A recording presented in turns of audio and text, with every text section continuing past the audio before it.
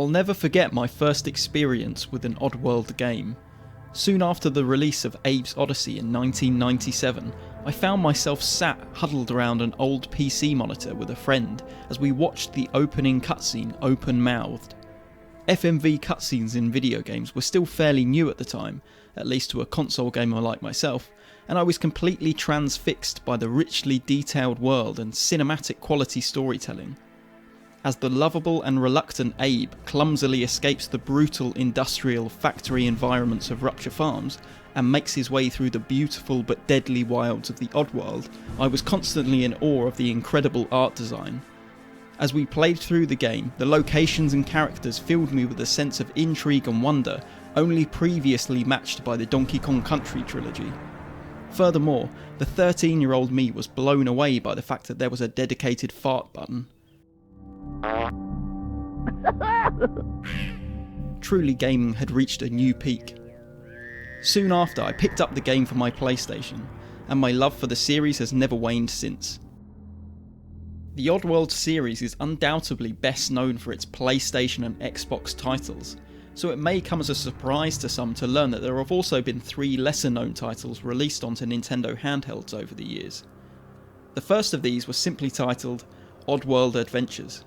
Released in 1998, Oddworld Adventures aimed to bring a loose port of Abe's Oddysee to the Game Boy, much like the Donkey Kong Land games had done for Donkey Kong Country trilogy a few years earlier. However, unlike Donkey Kong Land, Oddworld Adventures was drastically reduced to contain only a small section of the original game, namely the Paramonian Temple. Here Abe must prove himself through a series of dangerous and puzzling trials in order to reach the mysterious Big Face, who can bestow him with the power to take down the greedy Glukkon Empire that has been ruthlessly turning the once sacred animals of the Oddworld into junk food. The game begins with a short hands-on tutorial, where the player can learn the basics of the game. Abe controls very similarly to his 32-bit counterpart, as he can jump across gaps, climb up and down ledges, roll through narrow gaps, and sneak past sleeping enemies. Due to the game taking place outside of Rupture Farms, where in Abe's Oddysee Abe could interact with and instruct his fellow Mudokons to safety, the game speak is mostly absent, with only the ability to recite passwords with high and low whistles remaining. And of course the fart button, they couldn't exactly leave that out. After completing the tutorial stage, Abe is presented with 6 open doors and 1 larger locked door. This area serves as the central hub, with each of the 6 doors leading to a separate stage. The stages can be tackled in any order, and the objective is the same in each: to find and light the flintlock and escape through the exit. It sounds simple enough, but within each stage Abe must overcome treacherous leaps, falling rocks, explosive mines, angry bees, killer bats, machine gun wielding sligs, and the creepy spider-like creatures known as paramites. Being a somewhat hapless and fragile fellow, Abe is unable to defend himself directly, and so must make use of his limited wits and agility, and the large amount of trial and error, to make it past the various dangers that stand before him. Mines can be detonated with rocks or disarmed with careful timing. Sligs can be possessed and forced to commit suicide, or even kill other sligs. Paramites can be distracted by tossing meat or led into traps. Nevertheless, even with careful progress, deaths are a common occurrence throughout the game, with Abe suffering from a variety of terrible fates. Somewhat mercifully, Abe can respawn infinitely, with the only consequence being to have to start the current stage again from scratch. Although they share many similar obstacles, each stage feels like its own unique puzzle to solve. Some involve careful planning and slow and steady progress, whereas others involve fast reactions and perfectly timed button presses. The latter type of stage can certainly prove the more frustrating of the two, as the limitations of the Game Boy's button layout can prove awkward when having to execute several commands one after the other. The cinematic platformer style of game also means that the controls don't feel as responsive as a more traditional platformer, with each command resulting in an uncancelable animation. Try saying that 5 times fast in a row. This means that each button press has to be very deliberate for Abe to make progress, which can make the levels where you are forced to act quickly a particular challenge. The most noteworthy example of this is found after lighting all of the flintlocks in the first 6 stages. At this point, Abe can enter the previously locked large door, which leads to an all-out mad dash of a stage through a paramite nest. Here your timing has to be perfect, with any mistake almost certainly leading to instant death. It's punishingly difficult, and at times leaves you with a feeling of battling the controls rather than the game itself. Nevertheless, despite these few moments, the game for the most part does feel fair, with every death serving as a valuable lesson to be learnt from.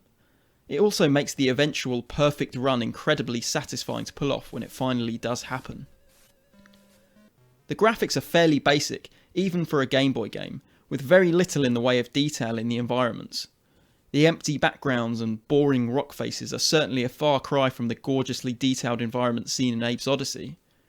The characters haven't fared much better either, though Abe does at least animate well, which helps retain some of the slapstick charm of the original. Unlike Abe's Odyssey, which had a mostly ambient soundtrack, Oddworld Adventures does have music throughout. It fits the action well enough, but there's certainly nothing that will keep you humming along after turning off the game. The sound effects are decent enough though, with some digitised speech thrown in every now and then for good measure.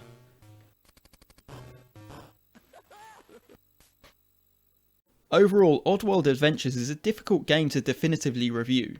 When viewed from the perspective of a port of Abe's Odyssey, the 8-bit gameplay was always going to fall a long way short. When viewed in isolation, however, the gameplay is definitely solid and enjoyable throughout, with a great blend of puzzle solving and platforming to enjoy. If nothing else, it proves that Abe's Odyssey was always more than just a pretty face. Even so, the game left me with a feeling that it had been released unfinished rather than the developers having reached any kind of technical limitations. Taking the majority of puzzles directly from Abe's Odyssey feels like a strange approach for the developer to have taken, and at times it led to some noticeable oddities, pun intended. For instance, the entire GameSpeak mechanic is only used once in the entire game.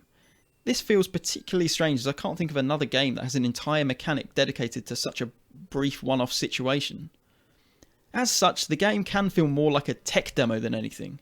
It's almost as if it was presented at some point as a proof of concept to show a somewhat faithful port of Abe's Odyssey for the Game Boy was technically possible, but then instead of being put into further development, it was released as it was. All in all, I think Oddworld Adventures is best recommended as an interesting novelty for fans of the series. Ultimately, I feel that the game would have been better if it would have contained more new, unique puzzles, specifically designed for it, rather than them having been lifted from the home console game. Earlier, I referred to the Donkey Kong Land games as a perfect example of a portable companion game. The levels are different enough to keep fans who have played the original entertained, whilst the overall experience and gameplay is close enough to satisfy those who haven't. Oddworld Adventures sadly doesn't quite do either of these things, and as a result, I'd have to recommend skipping it and playing the superb Abe's Odyssey instead. Nevertheless, if you like what you've heard, why not seek out a copy of Oddworld Adventures for the Game Boy, and guide Abe through the Paramonian trials to save the sacred creatures of the Oddworld from certain extinction.